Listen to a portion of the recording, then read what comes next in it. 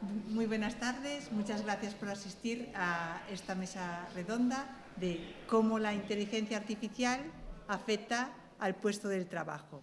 Está claro que en los últimos 5 o 6 años, con la popularización de la inteligencia artificial y sobre todo de los grandes modelos de lenguaje, pues se ha transformado la forma en que nos relacionamos y la forma en la que trabajamos.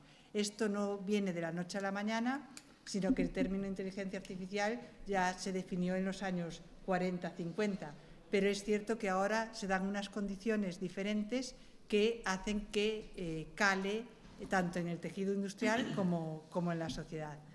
Entonces, creo que esta mesa, para ver cómo se están transformando los puestos de trabajo, es fundamental para todos los estudiantes y yo diría que para toda la comunidad, tanto universitaria como no universitaria.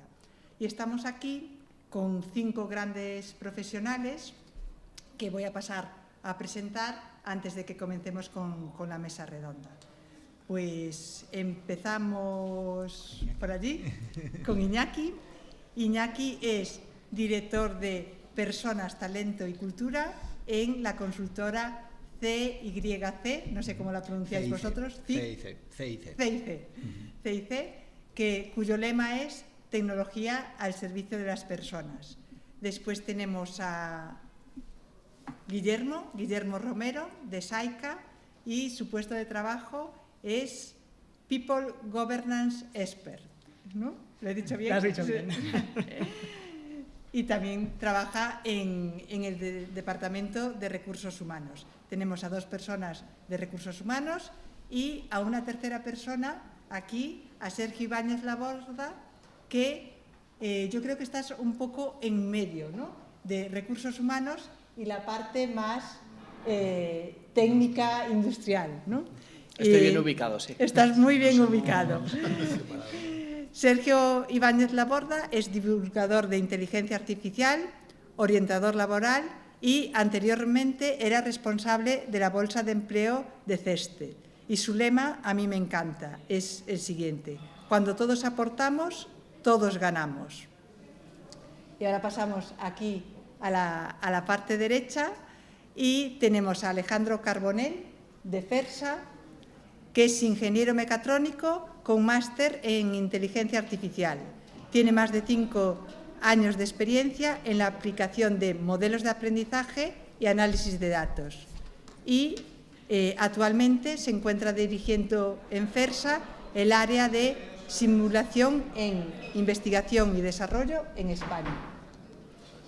Y por último, pero no por ello menos importante, porque además le tengo un cariño especial, Álvaro Martínez Ayueva.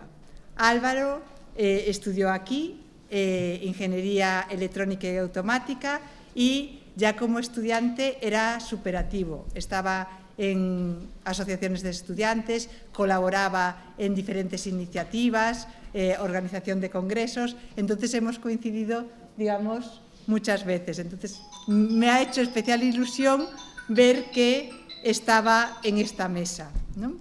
Y Álvaro es gestor de proyectos en Stellantis. Muy bien, pues después de esta pequeña presentación vamos con la ronda de preguntas, que es lo más relevante. Vamos a empezar con un primer bloque de competencias transversales para determinar cuáles son las competencias transversales más relevantes para afrontar hoy en día el mercado laboral, ¿no? Entonces, la primera pregunta que vamos a abordar es la siguiente: ¿qué competencias técnicas y blandas se consideran más relevantes a día de hoy para los futuros profesionales de la ingeniería y arquitectura en el contexto de la transformación digital y la industria 4.0? Y, sobre todo, ¿cómo han cambiado estas competencias en los últimos 5 años? ¿Cuáles se demandan más, cuáles se demandan menos, debido a la popularización de lo que conocemos como inteligencia artificial? Pues podemos empezar por donde queráis, de un lado a otro, por allí. Sí, vale. A ver, nosotros en CIC somos una consultora informática, pero hay una cosa que nos distingue, que es el gusto por las personas. Es decir, para nosotros lo más importante es la gente. Luego ya aprenderá lo que tenga que aprender, y además, como estamos en el entorno que estamos, que va cambiando y se va actualizando cada mucho tiempo, el conocimiento es una variable y, sin embargo, la persona es una constante, ¿no?, por así decirlo. Entonces, nosotros, que yo me encargo de hacer muchos procesos de selección, la primera que buscamos es buena gente. O sea, parece muy... pero buscamos buena gente y a partir de ahí viene lo demás, ¿no? Pues buscamos gente noble, gente honesta, gente que quiera aportar, que quiera compartir con sus compañeros y avanzar, ¿no? Entonces es lo primero que buscamos. Pero luego sí que es cierto que por el mundo de consultoría que estamos buscamos otras características, como puede ser pues, el aprendizaje constante, que es una máxima en el mundo de la informática, pero más en el de la consultora, que la consultora te pagan por tu conocimiento, entonces más te vale tener ese conocimiento y saber explicarlo bien, y buscamos gente pues que sea autónoma, ¿no? Que llegue un momento que en los equipos de trabajo sean un profesional que cuando sus compañeros o en la parte del trabajo le encargan una tarea, pues la cumpla de principio a fin, ¿no? Entonces esa es la parte importante. Luego ya no hay una persona que pueda en sí mismo conocer todo, entonces empiezas a hablar de equipos multidisciplinares, entonces tienes que saber colaborar con otras personas, tanto a nivel funcional como a nivel técnico, porque ya la especialización es tan grande que es necesario, es vital. Y ya por último nosotros le damos una actitud positiva de que, como nos gusta ir más allá, buscamos gente con la actitud de se puede hacer. O sea, igual no sé hoy, pero voy a saber hacerlo. Entonces eso es lo que buscamos. Entonces esas son las competencias que no han cambiado, que siguen estando, y yo creo que además definen a las personas de CIC de otras consultoras. Porque buscamos esto. O sea, una cultura la creas desde la selección, el mantenimiento y la salida. Pues en la selección, que es lo que estamos hablando, buscamos esto y es una máxima. Da igual cuánto sepas, que si no tienes esto no vas a entrar, ¿vale? Y luego a partir de ahí pues sí que es cierto que han venido competencias, las hard que comentabas, pues ya pues técnicas, funcionales, y aquí nosotros también tenemos un mix de personas. Tenemos gente que ya era programadora, que viene ahora la IA, entonces intentamos que combinen las dos cosas, no solamente trabajar en IA, sino trabajar con la IA. Entonces ese aprendizaje creo que es la ola que nos toca y es en la que tenemos que estar. Y luego evidentemente ya buscamos gente pues más específica. Bueno, me gusta mucho lo que has dicho de buenas personas, porque yo creo que precisamente la IA, eso es una de las cosas que va a acentuar. Los conocimientos, por lo menos lo que nosotros estamos viendo, están perdiendo cierta relevancia. Siempre van a hacer falta, como bien decimos, pero hoy en día puedes tener que saber AutoCAD, tienes que saber MATLAB, y mañana puede ser otra herramienta. Entonces eso pierde relevancia frente a otro tipo de competencias más transversales, más blandas, que solemos decir, ¿no? Y para mí eso, la IA no ha cambiado una tendencia, sino que la ha acentuado. Y hace unos años que estamos buscando gente con esa capacidad de adaptación, con esa capacidad de cambio.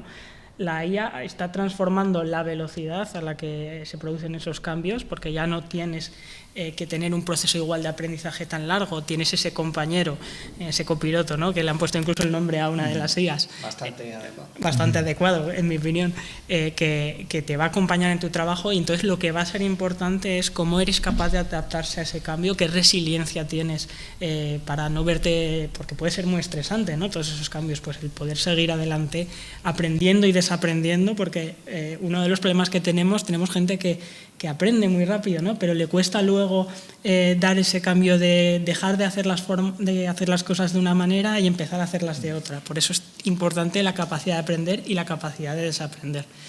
Y bueno, pues eso es lo que nosotros en Grupos AI que también buscamos en los candidatos, ¿no? Gente con esa capacidad para adaptarse rápidamente a lo que está viniendo. Somos un entorno industrial, entonces hoy puedes estar diseñando una máquina en una fábrica de Zaragoza y el día de mañana tienes que estar pensando en una solución para un proceso de logística. Es decir, esa capacidad de adaptación para mí es el futuro y es lo que la IA está impulsando a buscar. Muy bien. En mi anterior trabajo como responsable de empleo y prácticas de los negocios de CESTE, la frase que más he escuchado de las empresas es: mira, por favor, a ver si nos puedes mandar una persona espabiladica, que aprenda rápido y que sea majete, que se integre bien, entender, ¿no? Vale, el apelativo cariñoso con la gente, una persona que independientemente de que sepa mucho, que eso es fantástico, que se integre con las personas que hay, que no vaya por libre, que sepa trabajar en equipo, pero de verdad. De hecho, uniendo ya con aquello que ha cambiado el coronavirus, posiblemente pues, pasamos la mayoría de gente, o todos los que pudimos, a teletrabajo, luego se ha ido volviendo gradualmente a lo que es algo más presencial. ¿Y qué ocurre? Que hay equipos de personas que ya se han formado en formato teletrabajo, valga la redundancia, y pienso que es muy interesante mantener ese nexo, esa unión con el equipo de trabajo, de sentirte comprometido, que de hecho hay empresas pues, que incluso hacen que ciertas horas o ciertos días a la semana te puedas juntar con el resto de personas, porque es evidente que facilita mucho y la conciliación, etcétera, pero también se pierde un poquito de lo que es el día a día, ese café, contarte qué tal, cómo estás. A lo mejor cuentas algo que tienes una idea, un proyecto que puede ser interesante para el resto de compañeros y le das vueltas entre todos porque somos individuos, pero al final lo que aportamos es diferente cada uno en las distintas empresas. Luego también la capacidad de adaptación. Si algo a mí me llamaba la atención ya desde hacía tiempo en CESTE era que los profesores de tecnología y en particular de inteligencia artificial dicen ¡jo! Es que tenemos que adaptar varias veces a lo largo del año el temario y el contenido. Y yo decía, qué exagerados. Y ahora digo, se quedan cortos, ¿no? Porque ahora te pones a hacer algo y en inteligencia artificial en 2 o 3 semanas, pues lo que era el punto flojo de ChatGPT, ahora de repente que hacen las mejores imágenes y como eso 1000 cosas. Con lo cual la adaptación mental, aparte de las tecnologías, a que esto puede cambiar y vete tú a saber, pasado mañana, qué es lo que nos va a tocar. Y ya por último, espíritu crítico cuando utilizas la inteligencia artificial con el resultado de tu trabajo, de si realmente lo validas de que lo que te ha dado la inteligencia artificial merece la pena o no, porque tú como experto tienes que darle la última validación, pero también espíritu crítico con todo aquello que ahora vemos, si no estás presencialmente, cualquier imagen, cualquier vídeo, cualquier audio que tú veas, vamos a tener que saber distinguir realmente pues, si es de verdad, si está hecho con inteligencia artificial y también la intención con la que está hecho. Y eso a lo mejor, pues cuando ya tienes ciertos años y ves que es interesante ver las fuentes de información o el objeto que hay, a lo mejor hay otras personas que son como quizás, pues bueno, pues son más crédulas o que no han desarrollado todavía esa actividad y espíritu crítico cada vez va a ser más necesario.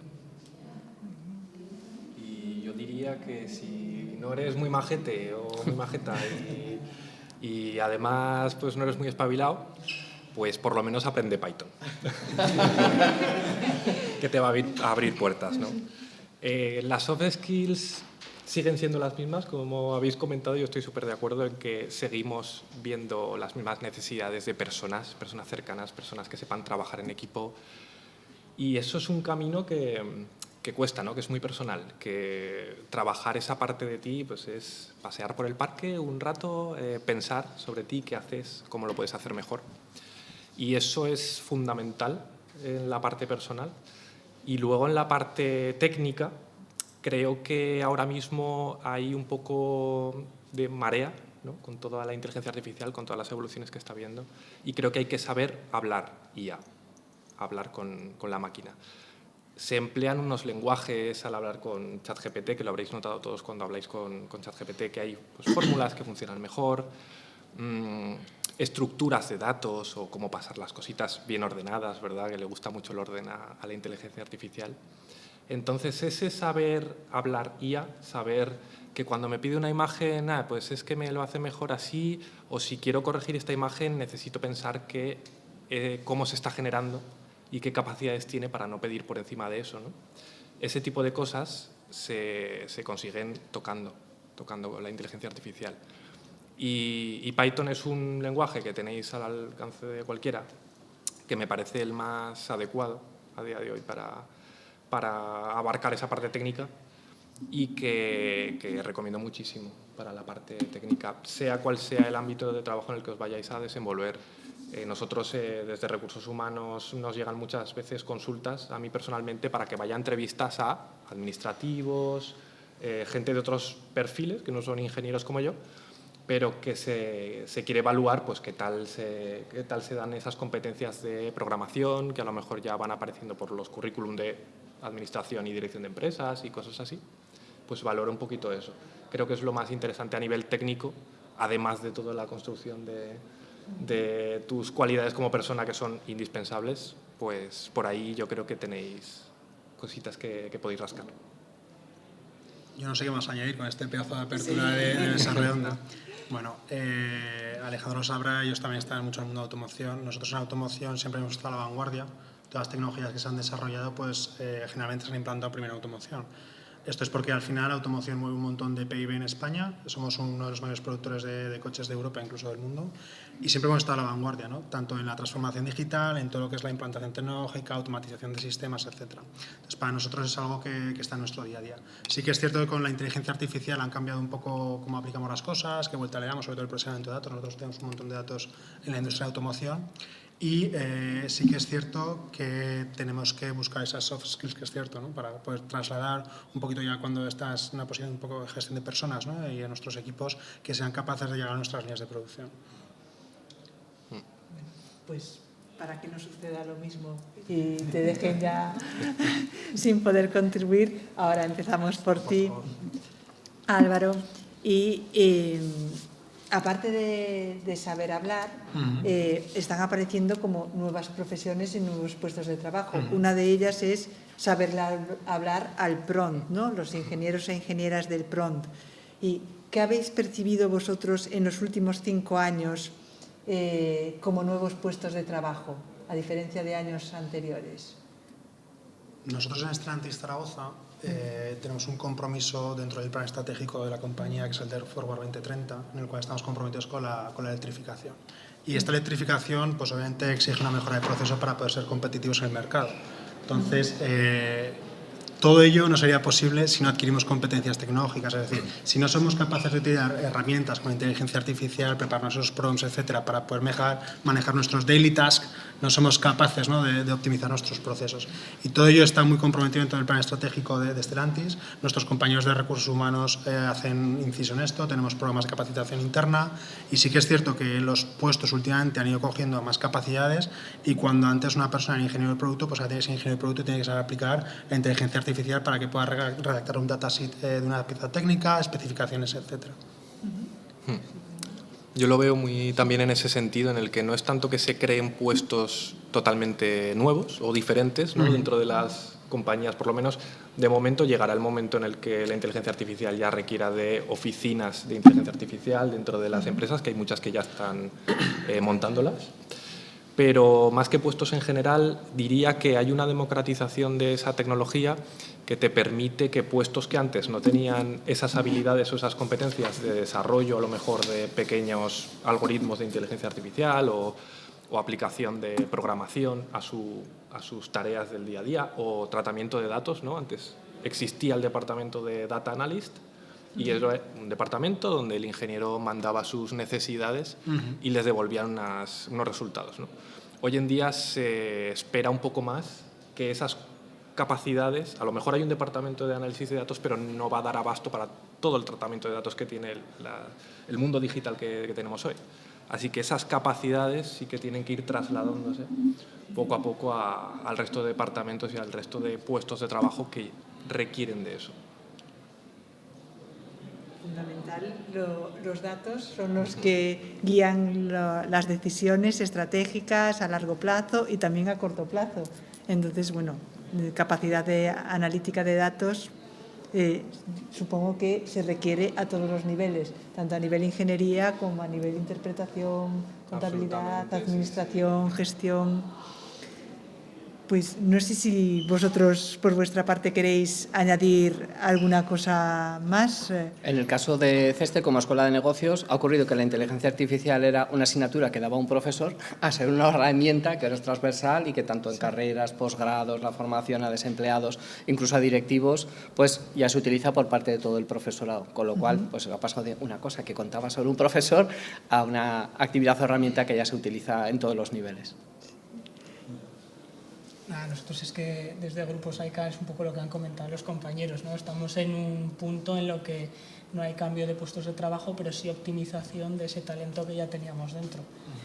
Estamos acometiendo, eso sí, muchos procesos de transformación digital precisamente para permitir que la IA haga ese acompañamiento, esa potenciación de los colaboradores que ya tenemos dentro. Y sea a través de los desarrollos que estamos haciendo, de una pequeña IA que predizca la ruptura de stock en las líneas de suministro, o algo tan simple como cuando quieres reportar un gasto de viaje, que antes tenías que escribirlo y ahora lo lee el móvil, te rellena los campos y lo envía, ¿no? Pues eso son tareas administrativas que son transversales, no es un puesto nuevo de trabajo, sino que es una optimización para que los profesionales que tenemos puedan dedicar su tiempo en tareas de valor añadido. Entonces, eso.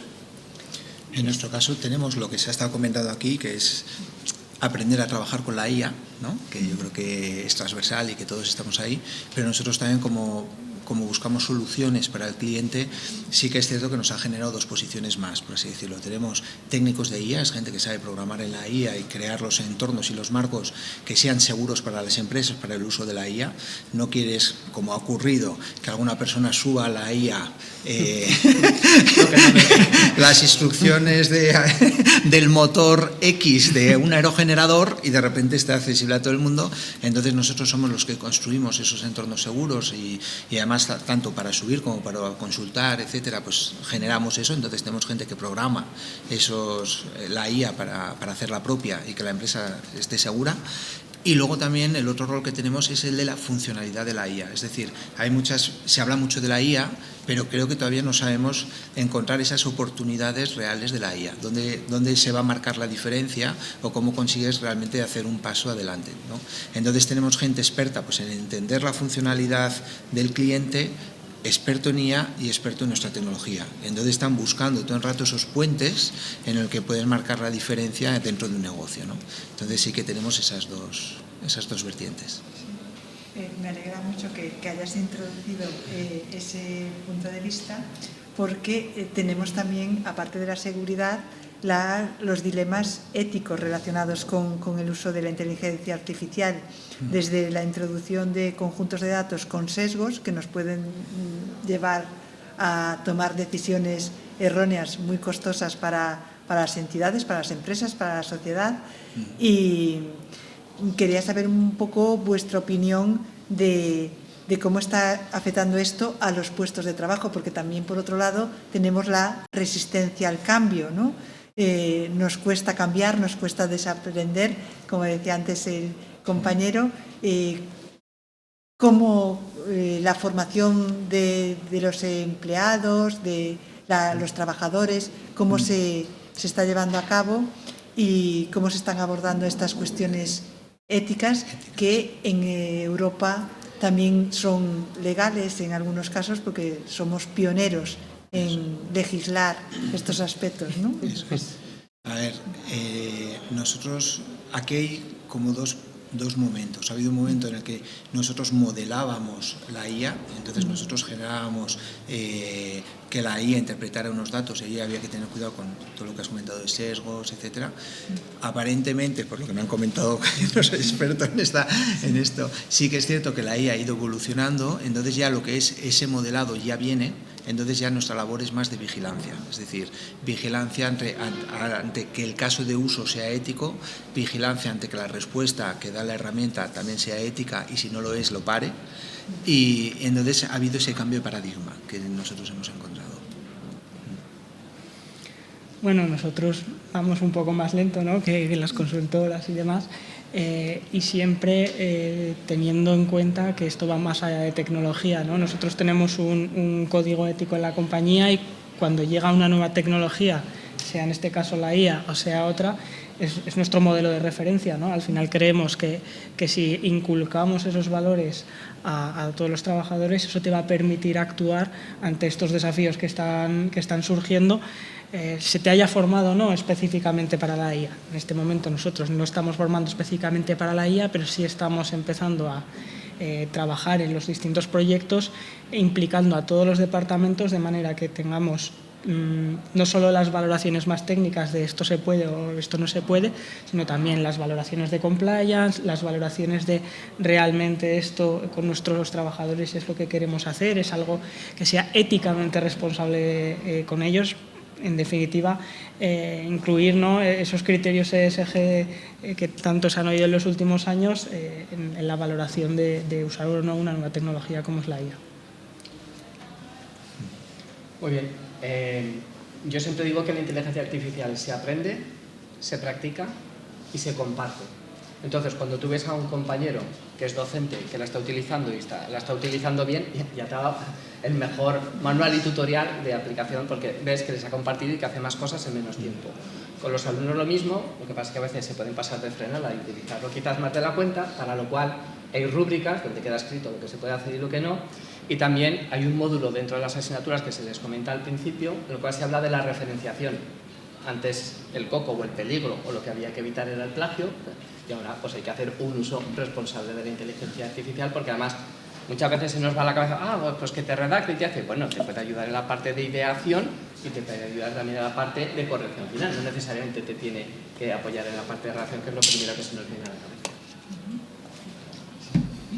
De hecho, yo diría que la parte de redacción es donde es un poquito más pobre, ¿no? Porque sí que es verdad que lo hace muy bien y sí que es verdad que redacta muy bien, pero todo es muy plano, no tiene el toque que le vais a dar los alumnos o los usuarios finales a escribir eso, a escribir vuestros pensamientos ahí. No va a haber un razonamiento humano que aporte un valor diferencial a ese documento. Va a estar bien, pero nunca va a ser sobresaliente, diría yo. Y sí, hablando de los bloques un poco de seguridad y de ética, en las empresas sí que tienen muy claro siempre la seguridad.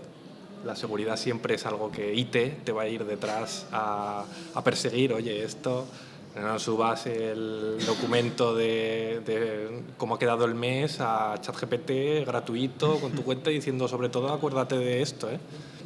Un poco de cabeza también en ese sentido, y sobre todo formación, que yo creo que la universidad sí que tiene una labor muy clara, la de formar en seguridad a través de la inteligencia artificial, cómo usar de forma segura la inteligencia artificial y cómo usar de forma ética, porque eso es algo que a la industria, yo no sé si en Stellantis ya empezáis a ver un poco las orejas al lobo de según qué temáticas, pero es verdad que ahora mismo hay preocupaciones sobre automatizaciones hechas con inteligencia artificial que pueden reducir puestos de trabajo. Entonces, las empresas nos tenemos que estar planteando ya a qué estamos dispuestas a dejar hacer a la inteligencia artificial y a qué no. Creo que en el arte ya es un debate que está abierto desde hace unos meses, y a las empresas nos va a llegar de una forma más profunda en los próximos. Exacto. Yo, por la parte de Stellantis, nosotros estamos totalmente de acuerdo con Guillermo. Nosotros también tenemos nuestra política de ética, el compliance. Y Alejandro, yo estoy de acuerdo contigo. Pero nosotros la inteligencia artificial no la vemos como pongo una cámara para mirar X y me quito hostias, ¿no? Al final, la competitividad en la industria de la automoción, tú lo sabes bien, tiene que estar ahí. Y lo que tenemos que generar son puestos de trabajo cualificados, que tengan capacidades y darles herramientas a nuestra gente para que realicen un mejor trabajo en menor tiempo. Entonces, nosotros, siempre que queremos hacer un proyecto de inteligencia artificial, nos regimos por el marco regulador que existe. Y en España tenemos la LOPD, que en este caso es, en cuanto trabajas con imágenes o vídeos, sabéis que tenéis que aplicarla, ¿no? Entonces, para poder hacer proyectos con inteligencia artificial que estén instalados en las líneas de manufacturas de nuestra compañía, nosotros realizamos un estudio de impacto, ¿vale? Se eleva dentro del departamento jurídico legal para ver que cumplimenta todos los requisitos de la LOPD, y a su vez nosotros internamente lo elevamos al DPO de Stellantis, en este caso un DPO europeo. Si no sabéis, es el Data Protect Officer, que es el encargado de decir si algo cumple la normativa o no.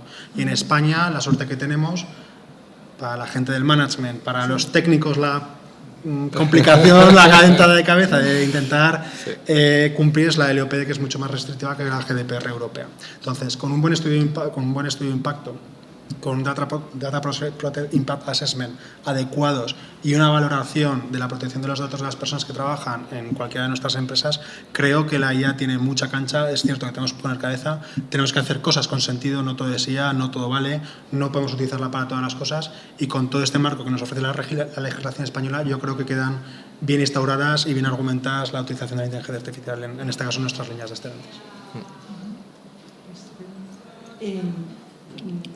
Hablabas antes de electrificación, ¿no?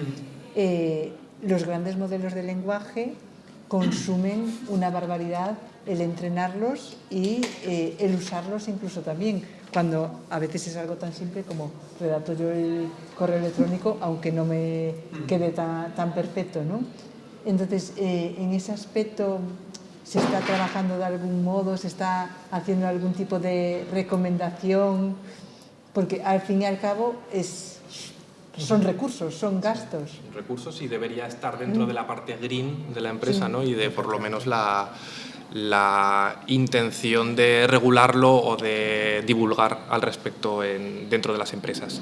Sí, nosotros hacemos divulgaciones al respecto, sobre todo pues también para que seamos conscientes de los consumos que tenemos y de qué se puede consultar a la IA, que no, que deberías plantearte un poco por otras vías. Y esa es una de las patas de las que tocamos de vez en cuando, la parte de sostenibilidad. Lo que pasa que actualmente no es yo creo que es tanto el cambio y tan rápido que ahora mismo en las empresas, sobre todo industriales, estamos como intentando situarnos dentro del marco, y la parte de sostenibilidad, que ya nos lleva muchos recursos humanos gestionar, pues ahora mismo hay un foco muy grande en la parte de recursos, de la parte de, ya lo diré, de los defectos y de los materiales en pérdidas, ¿no? de la empresa. Existe un foco muy grande en eso, y entonces la parte digital está quedando un poquito más a la espera de que se hagan nuevas actuaciones. Digamos que se trabaja más en el entorno productivo de gestión para que sea más verde. Todos los residuos, en todo cambio, el en la control parte de tecnologías de la información, digitalización, ahí todavía no se Actualmente, no se ha entrado por lo menos en nuestro caso, estamos pendientes de actuar mejor y más. Por nuestra parte, la verdad que todo lo que es la optimización de proceso en cuanto al uso de materiales, un coche, nosotros la fábrica tiene 42 años, si no me equivoco, y más o menos se hace muy similar a como se hacía 40 años atrás. Sí que hay mucha más automatización, bueno, pues ya nos hacen ciertas cosas que se hacen antes. Esa parte la tenemos bastante estudiada. Y ahora queremos seguir vuestro ejemplo. Digitalizarnos, conectarnos mucho más, etc. Entonces, sí que es cierto que dentro de la planta de Zaragoza es pionera dentro del grupo Stellantis, porque actualmente tenemos 2 parques solares exclusivos para la planta, tenemos un molino, si alguien que entiende energía eólica, por favor que me corrija si digo algo mal, que es de casi 8 gigas, es de los más grandes de España, y cuando vayáis de dirección Logroño lo veréis ahí solo y es una barbaridad. Nuestra directora está súper contenta porque es como su proyecto clave, ¿no? También tenemos, pues bueno, queremos llegar a un 80% de energía verde dentro del compromiso del plan estratégico de la compañía, y Zaragoza quiere ser pionera en ello. Entonces, todo lo que consuma energía, pues ya sea bien por nuestro gran consumo energético, por la planta de pintura, carrocerías, etcétera, o por nosotros somos un centro de datos en la planta, todo eso consume al final un montón de energía, ya no solo la energía eléctrica, sino refrigeración, adecuación 24/7, dobles sistemas de alimentación, etcétera. Pues todo eso está dentro de ese plan estratégico de descarbonización de nuestra fuente de energía. Nosotros antes teníamos una central de cogeneración eléctrica, no sé si sabéis lo que es, quemábamos gas nosotros para hacer energía. Entonces, eso se cerró y se ha apostado por la energía verde totalmente. Vamos a cuidar un poquillo la planeta. Y, bueno, pues, Santita. No, la verdad que aquí poco puedo aportar. Sí, ahora estamos un poco más, yo creo, solventando, posicionándonos, entendiendo la situación, y ahora el foco está ahí.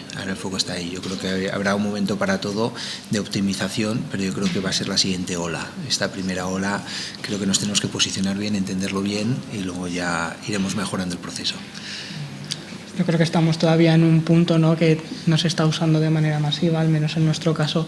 Entonces, cuando llegue el momento se incluirá seguro en los estudios de impacto que hacemos. Además, en SAICA, ahora que estamos desarrollando proyectos de calderas de biomasa con la planta de valorización energética para seguir impulsando pues, un uso más sostenible, ¿no?, de la energía que necesitamos en nuestras plantas, pero ahora en este momento la IA no está teniendo un gran impacto en esos procesos que estamos haciendo de sostenibilidad energética.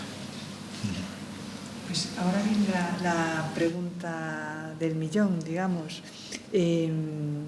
Aparte de servir como modelo para el estudiantado universitario, ¿qué papel debemos jugar, según vuestro punto de vista, las universidades en la formación continua a lo largo de toda la vida, y qué estrategias desde la empresa se están implementando para fomentar el aprendizaje continuo a lo largo de toda la vida, que es fundamental, sobre todo con estos cambios tan dinámicos en la empresa, en el entorno industrial? ¿Estáis observando? Pues, ya que esto es de recursos humanos, igual es lo que es un poco más, ¿no? Para nosotros, la universidad tiene que ser un compañero constante en la vida laboral de nuestros profesionales.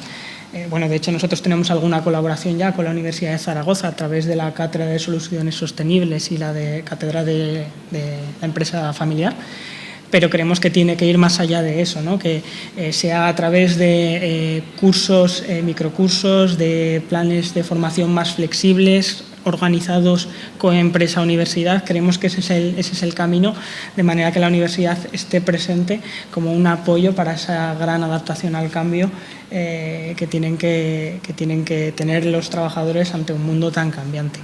Dicho eso, nosotros ya, lo que es a nivel interno, como estamos canalizando para que nuestros profesionales puedan estar reciclándose y renovándose continuamente, a través de lo que nosotros hemos llamado Campus Saica, que engloba todas las iniciativas de formación, pues hemos desarrollado distintos programas pensando además en toda la vida del empleado, no solo cuando se incorpora, que se le hace un onboarding o un programa de integración, sino programas formativos específicos para cuando hay un cambio de puesto, que nosotros los llamamos los Ready Program. Formación tanto técnica, como puede ser en una nueva máquina que acabamos de poner, una nueva cartonera, como formación transversal, liderazgo, comunicación. Todo eso lo canalizamos internamente, muchas veces pues con colaboradores externos. Y además en el último año hemos dado un paso más allá, gracias a esta transformación digital, ¿no? Esperemos que la IA también acabe influyendo ahí, con la implantación de la plataforma de recursos humanos que llevamos en proyecto 4 años. Hemos puesto por primera vez a disposición de todos nuestros trabajadores un catálogo de cursos, de microcursos compuestos con distintas píldoras formativas, tanto de competencias técnicas como funcionales, que pueden hacer cuando ellos quieran y al ritmo que quieran, en todos los idiomas, y que ellos sean los que se marquen el ritmo, pero dándoles también esa herramienta para su autodesarrollo profesional. Y como digo, llegando a todos, desde los operarios, que en nuestro caso el soft floor es la mayoría de nuestros empleados, como por supuesto al staff. A ver, yo aquí en el papel de la universidad, la verdad que honestamente felicito a la Universidad de Zaragoza por el día de hoy.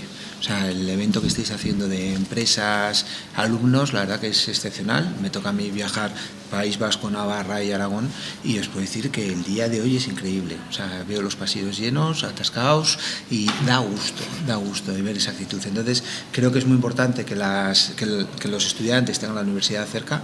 Creo que eso incluso hay que ampliarlo más. O sea, el día de hoy es perfecto y lo estáis haciendo muy bien, pero también yo daría un paso más, que es explicar al alumno las oportunidades que tiene del mercado laboral. Entonces yo sí que creo que hay que abrir las clases a las empresas, mediante casos de éxito, pues que venga una empresa y cuente un caso de éxito, mediante alumnos o antiguos alumnos que han estado en esta universidad y que expliquen dónde están trabajando hoy y las diferentes salidas profesionales que pueden tener en sus carreras, y yo creo que eso genera inquietud o aspiración o inspira a las personas a nuevas carreras que igual no habían visto, nuevas soluciones o nuevos puestos, ¿no? Entonces, y además, como la empresa nos toca ir muy rápidos, pues por los sectores en los que estamos, creo que podemos contar cosas que aquí no se conocen. Entonces yo creo que es complementario y que ayuda tanto al alumno como a la empresa.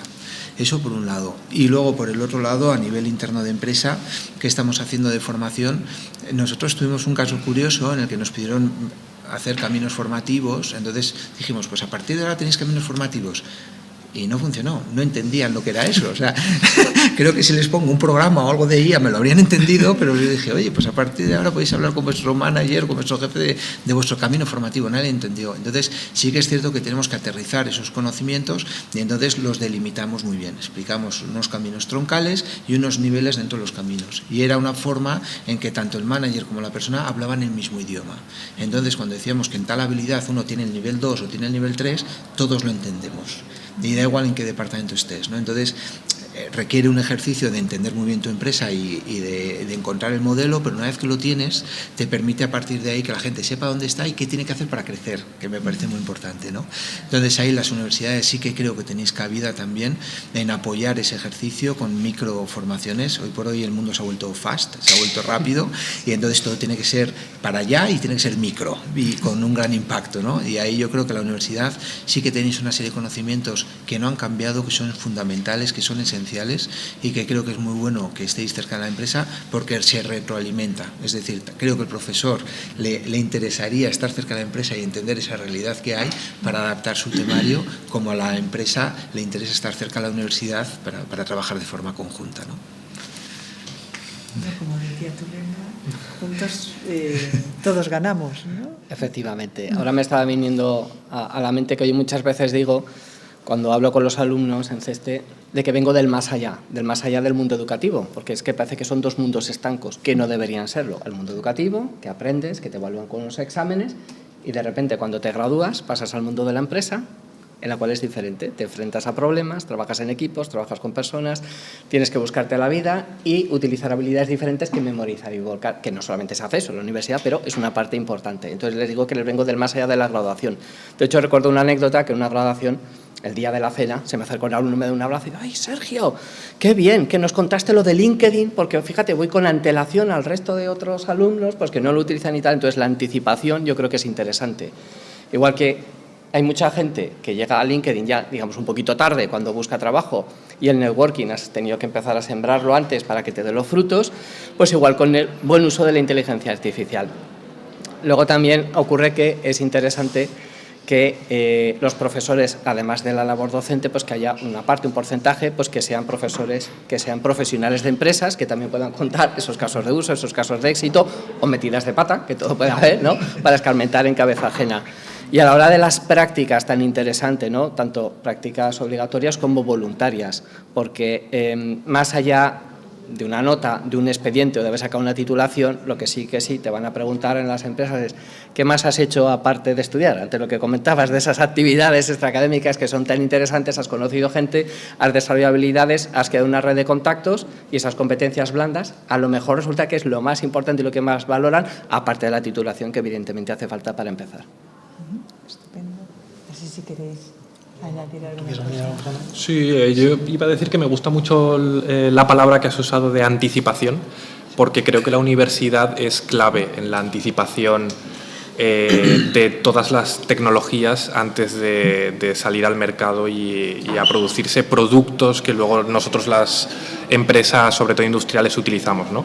Y esa anticipación siempre se genera primero en el lenguaje académico y siempre nace de papers, nace de pruebas que ha hecho un equipo técnico de no sé qué universidad, y entonces vosotros como universidad me gusta mucho que podáis ser los ojos y los oídos de toda esa tecnología antes de que luego nos vaya a llegar a las empresas, y eso es súper clave. Y me gustaría mucho también, ¿se puede pedir en este foro? ¿No? Yo voy a pedir. ¿Tú vas a pedir? Perfecto. Porque a mí la universidad me gustaría mucho que fuera retadora con las empresas. Tenemos muchas herramientas en las que nos conectamos, como decíais vosotros, pues trabajos fin de grado, trabajos fin de máster, becas, prácticas. Son muchas herramientas donde conectamos mediante un alumno con la universidad, y sí que me gustaría mucho, ¿no?, que cuando se plantean proyectos la universidad te diga: ah, pero esto solo, ¿no? ¿Y por qué no le damos una vueltita más, ¿no?, a este TFM y, oye, vamos a hacerlo así, vamos a utilizar un modelo de Machine Learning para hacer eso que ibas a hacer de otra forma? Ese tipo de cosas yo creo que son muy interesantes como camino desde la universidad. Pues recogemos el guante. Pues coge el mío también, Raquel, por favor. Sí. Para nosotros es fundamental la flexibilidad en la formación. Las carreras a día de hoy tienen que ir al ritmo de la industria, al ritmo de la tecnología. Esto es clave que lo entendáis desde la universidad, porque si no, los profesionales del mañana, que es hoy, no van a estar preparados para entrar a trabajar, y cuando van a entrar a trabajar, tú lo sabes, entran ya. Y no sé, o sea, obviamente pues cada persona necesita un periodo de adaptación, ¿no?, pero necesitamos que estén preparados. Entonces eso es fundamental. Entonces, en esta flexibilidad de la formación también creemos que habría una colaboración más intensiva con la industria, entender nuestras necesidades, porque muchas veces hay investigaciones muy potentes de laboratorio, pero que los TRLs de estas investigaciones pueden llegar a un 3. Pero es que en la industria vivimos en el TRL 9. Y tiene que ser rentable, tenemos que poder hacerlo, tiene que ser compliance con nuestra gente de nuestras políticas de empresa, con nuestros códigos éticos, con temas de ciberseguridad, con costes, que sea un business case, y todo eso muchas veces cuando tú investigas pues no lo tienes en cuenta. Entonces eso creo que es muy importante, el darle una finalidad a la investigación, porque para investigar por investigar pues está muy bien, hay muchos proyectos, etcétera, pero por nuestra parte lo que aplica es necesitamos investigación industrial, ¿vale?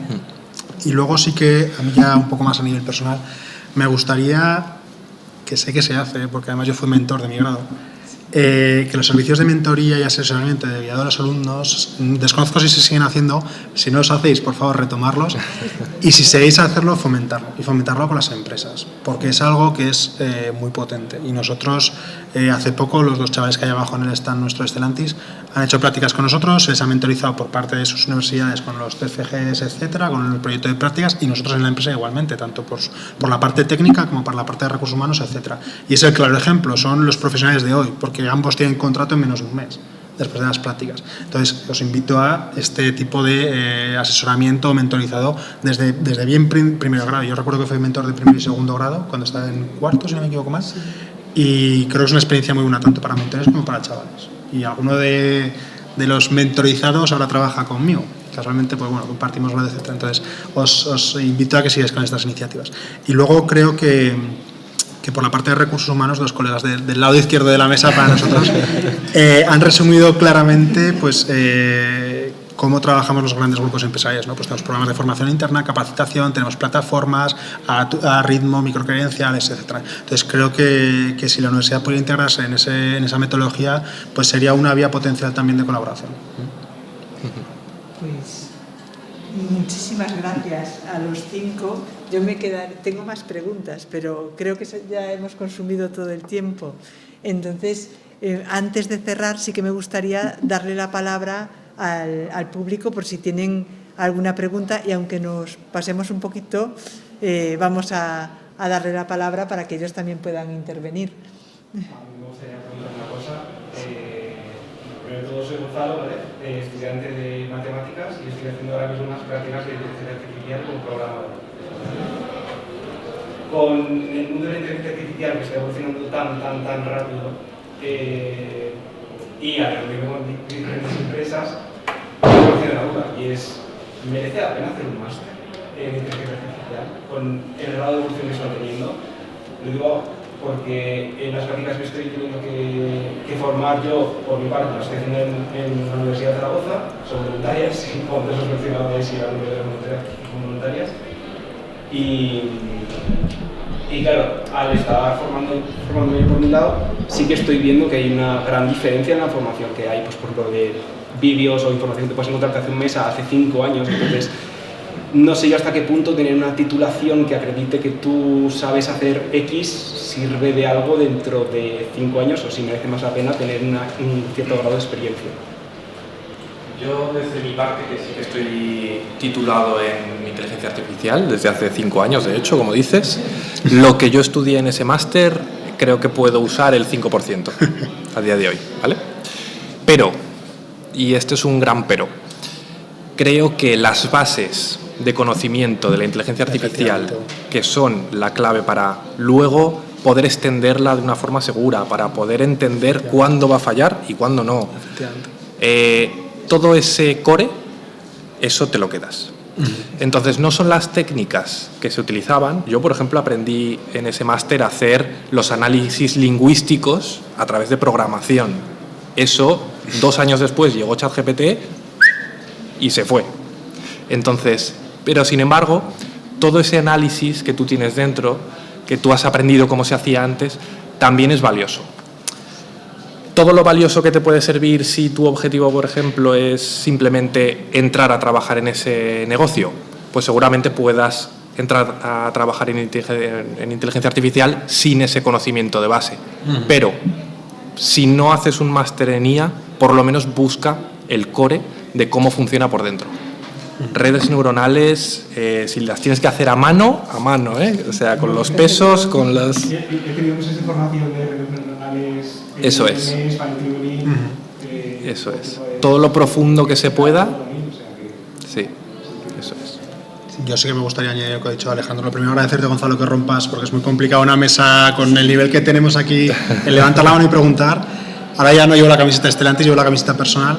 Y yo te diría que tienes que identificar muy bien a qué te quieres dedicar. Si quieres ser una persona súper experta en algo y que tengas un conocimiento fundamental, tienes que hacer el máster. ¿vale? Porque es la capacitación que te va a dar para entender los cambios que van a venir, porque van a venir, ¿eh? O sea, eso tenlo claro. Que lo que ha dicho Alejandro es totalmente cierto. Lo que él estudió y lo que yo estudié en el primer OpenCV que vi en Ingeniería Electrónica Automática, pues no tiene nada que ver, ¿vale? Y también tienes que entender si quieres ser un tío que es un técnico de la leche, porque encima tienes potencial. Lo primero porque tienes las narices de llegar aquí a hablarlo, ¿vale? Eso es fundamental. O quieres una persona que se dedique a gestionar proyectos de inteligencia artificial, como puede ser mi caso, ¿vale? Entonces ahí tienes que ver si el máster de IA te aporta todo lo que necesitas o necesitas un máster de gestión, que muchas veces los ingenieros perdemos esto de vista. Y un gran porcentaje de los ingenieros son técnicos, son investigadores, que está súper bien, pero yo estoy en la gestión. Y en la universidad no te enseñan a gestionar. Y no te enseñan a gestionar personas, que es fundamental. Si eres ingeniero vas a ser responsable de un grupo de personas, vas a tener que manejar personas. No te enseñan a gestionar leyes. Con la IA vas a tener que tocar las leyes sí o sí. No te enseñan a hacer un estudio de impacto. No te enseñan a hacer un balance, un análisis económico de un proyecto. Todo esto tú tienes que valorar qué quieres hacer. Y cuando tengas claro lo que quieres hacer, porque tienes dudas, por lo que nos has planteado, y ya está. En caso de la duda, amuéblate la cabeza, que es lo que te da el máster, y ya está, y luego ya verás. Y ya te vendrá, no te preocupes. Mi opinión personal sin que pongas Stellantis, por favor. Esto cortamos y... Y que además la formación autodidacta o informal, o como lo queramos llamar, es fantástica, pero al final va a ser InfoJobs y te van a pedir una titulación mínima o en las empresas para poder entrar, porque al final todos necesitamos una prueba o una evidencia, por lo menos para poder entrar en el proceso de selección, y luego allí ya demuestras lo que haga falta. No sé si hay alguna pregunta más.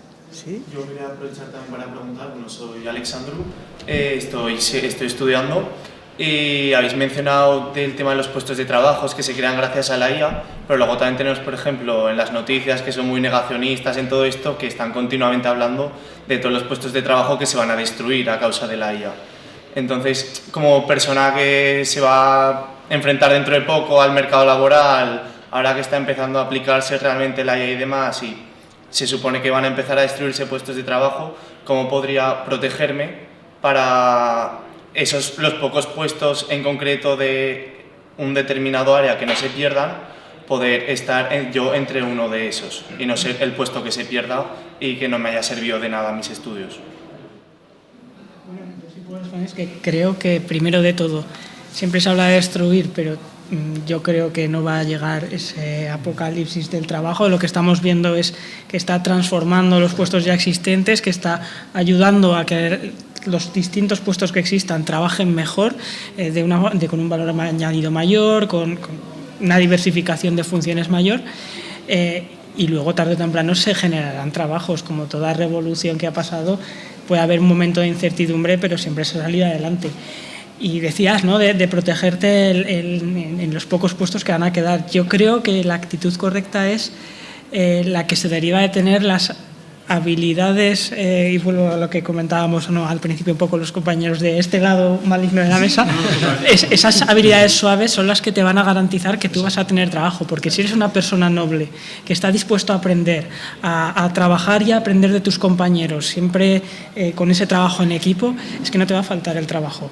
Y hoy será el puesto que te llamarán expert de no sé qué, y mañana podrás ser el técnico en lenguaje de lo que sea, pero tendrás trabajo. Aquí en Aragón tenemos una palabra que se llama rasmia, llámalo iniciativa, llámalo echarle ganas, coraje, lo que sea. ¿Cuántas personas están en los pasillos y cuántos estáis aquí? Yo me juego la perilla, nos vemos dentro de 5 años a ver dónde estáis, porque habéis tenido iniciativa y rasmia, y eso se nota. Entonces, inteligencia artificial, si tú la aplicas a tu favor, pues cuando otros puestos de trabajo peligrarán, pues al revés, tú dirás, mira, yo tengo tal, y además el manejo de la IA. Se dice que hay varias frases, ¿no? Y hay una que dice, tu puesto de trabajo no te lo va a quitar la IA, sino otra persona que sepa utilizar la IA mejor que tú. Esa es una frase que se dice. Y luego hay otra que igual hay algún puesto de trabajo pues, repetitivo, etcétera, que la IA se la lleve, pero yo lo que estoy viendo es que más que puestos está quitando tareas, es decir, todos en recursos humanos, ¿no?, que están más cercanos, tareas que igual te costaba antes mucho tiempo hacerla, ahora con la IA la haces en un momento, lo cual te libera tiempo para hacer otra cosa, pero no estás pensando en eliminar a la persona, sino que gracias a que eres más eficaz con tu tiempo, tu impacto es mayor. Y yo creo que se abrieran nuevos horizontes en lo que podemos hacer, lo que podemos ayudar. Hay una frase que a mí me gusta también mucho, que recursos humanos nos enfrentamos a un reto que creo que es muy bonito, que es que vamos a dejar de ser un departamento de procesos, ¿no? Proceso de onboarding, proceso de nómina, para ser un departamento en el que vamos a cuidar del espíritu, la cultura y la motivación de la gente, ¿no? Entonces dices, pues esa transformación la compro, ¿no? Entonces son unas reflexiones por si te sirven. A mí, si me permites, ya que me he quitado la chaqueta de Stellantis, ahora puedo hablar más personalmente. Mi mujer es periodista y siempre me dice, no te fijes en los titulares. Eso, punto número 1, Alexandro. Punto número 2, vamos a bajar eso un poco, ¿vale? En Europa nos vamos a morir. Somos el viejo continente. Tenemos que ser competitivos. Y la IA nos tiene que hacer competitivos. Hay un gigante que se llama China, que está aquí al lado, y que sus procesos son totalmente automatizados. Las fábricas son nuevas, no tienen 40 años como puede tener nuestra fábrica. Estos señores lo saben bien, acaban de abrir una fábrica en China. ¿Es cierto o no es cierto? No hay nada que no pueda contar. Yo creo que ya habéis pegado el bote y hace inauguración. Ya está hecho. Entonces, tenéis que ganar en soft skills. Estas 3 personas que están ahí son los que os van a decir cómo tenéis que actuar ante el mercado laboral, cómo tenéis que adaptaros y cómo vuestro perfil profesional tiene que evolucionar, ya no solo en la parte técnica, de management o de gestión de equipos técnicos, sino en vuestras competencias adicionales que tenéis aparte de la parte técnica. Y eso es lo que os va a hacer diferenciales. Y lo han dicho antes, el que estéis aquí, o sea, yo me juego el bigote a que en 5 años nos vemos probablemente en algún otro lado que no sea pues un puesto de trabajo normal y corriente. Y ya para finalizar, la última pregunta, porque ha pedido... Yo un poco relacionado a lo del compañero, yo soy también compañero de recursos humanos de Máster, nosotros ahí Sabiñánigo, y era un poco la relación de, estáis comentando de que es verdad, la inteligencia artificial para procesos de ingeniería es un copiloto, ¿no? Como decíais, y un ayudante, por supuesto. Pero sí que para puestos, pues bajando un poco al software que decíamos, ¿no? A operadores o incluso llevado al mundo de transporte, por ejemplo, ¿no lo veis como un potencial sustituto de puestos? Hace el mismo símil que con la robótica. Exactamente el mismo símil, pero llevado a todo lo que es gestión digital. En la robótica pensábamos que en 10 años se nos iban a acabar los puestos de trabajo de fábricas y la realidad es que tenemos puestos de trabajo donde hay que controlar una serie de robots y son puestos de trabajo más técnicos y más interesantes para la persona que los realiza. Sí, totalmente. Entonces, el cambio que yo estoy viendo va a ser el mismo, en mi opinión. ¿Va a haber puestos de trabajo que se destruyan? Por supuesto, si es que alguien tiene ahora mismo una persona picando facturas 24 horas al día, ¿no? Si eso es el caso de una empresa, sí, vas a destruir ese puesto de trabajo. Si no, si tienes un ambiente laboral normal como el que tenemos en España en la mayoría de industrias, pues vas a quitar tareas de bajo valor para que esas personas se dediquen a tareas de más valor. Bueno, pues con esto damos por concluida la mesa redonda. Nos hemos alargado, pero yo creo que ha merecido la pena. Agradecer a estos 5 magníficos ponentes que hayan estado aquí con nosotros, por ejemplo, con un aplauso, si os parece.